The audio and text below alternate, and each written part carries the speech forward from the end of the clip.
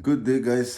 This is Mishak Mate. If you are yet to subscribe on our YouTube channel, please do so. As I've already mentioned from almost all our episodes, that this year we'll be releasing a lot of content. So please don't be left behind in terms of the content that we share.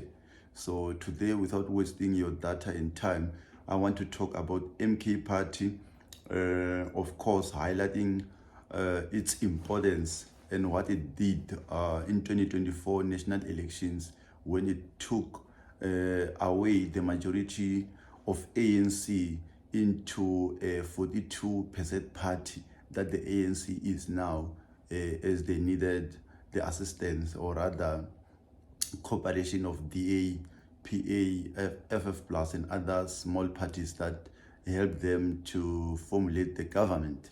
So, like, without a doubt, MK played a pivotal role in 2024 elections, because the way in which ANC was starting to move, they were showing arrogance. When they passed the budget, they didn't want to consult or listen to some of the suggestions that, as the citizens of South Africa, we had, but they didn't want to listen. They just continued as if they were leading people who didn't have or who couldn't use their minds. So we really showed them in 2024 that we vote with our minds, not with our hearts. So I think MK did like a great job in 2024, but when we look now in 2025, I think they're scoring a lot of own goals, and they are pushing a lot of people away, because I believe it has a potential. It has a potential to grow. It has a potential to attract a lot of people, including the youth.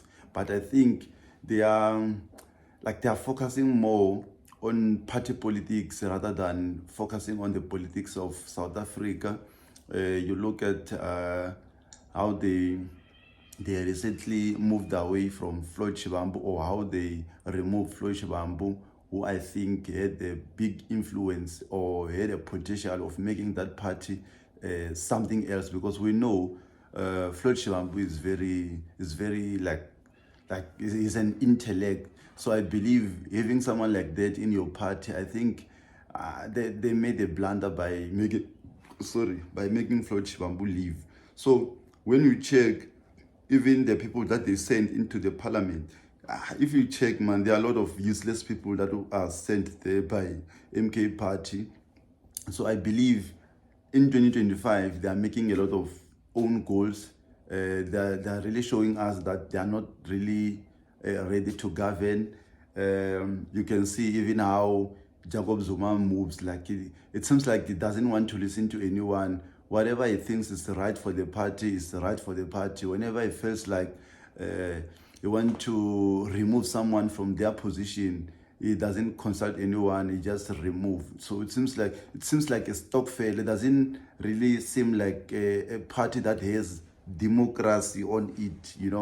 So I think I believe that if they can move like in a, because if MK Party was able to attract people like Floyd, people like Mani, people like Mkhwebana, people like Brian Molefe, a lot of people, including those that are not coming from the EFF. But if they are able to attract like prominently, that's like the ones they once had, like it means they have a potential. But I think they are losing it because of the arrogance, and then because of people like Duduzile Zuma, who seem like they are out to kill the party, who doesn't have the interest of the party at the heart. It seems like they're just like, I don't know how to even it's like a company that they're treating that political party as a company that belongs to the Zumas. So I believe it has a potential, but it needs like people like it needed people like Floyd.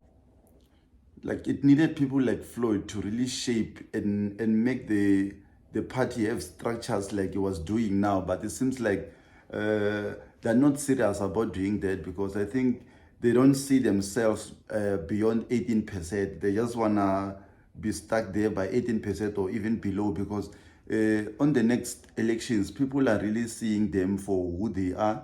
They don't seem professional at all. When you look or watch the parliament proceedings, you can see that a lot of them doesn't even have experience. A lot of them are not even serious. They're just saying things for the sake of saying things. Like, they're not serious about that organization. So I believe people like Floyd would have played a pivotal role into shaping the politics of MK and making it a formidable force, like we saw with the likes of EFF before 2024 elections. Like, when you check how they organize themselves, like before 2024, you will say that EFF was going to come with maybe like 25%. I don't know why it turned the way it turned, like for them to be on 9%. But when you check how they organize their staffs, how they organize their rallies, how they organize it, like how everything is ran in the EFF, like everything was working. So I don't know, man. We'll see. But MK, I'm not really convinced. Maybe they will reflect and rectify some of the things that need to be rectified. But I'm not sold. If today or if tomorrow we're going to vote, I will never vote a party like MK. But if they happen to change, obviously, I will change. But now I'm not sold. I will never vote for MK. Danko.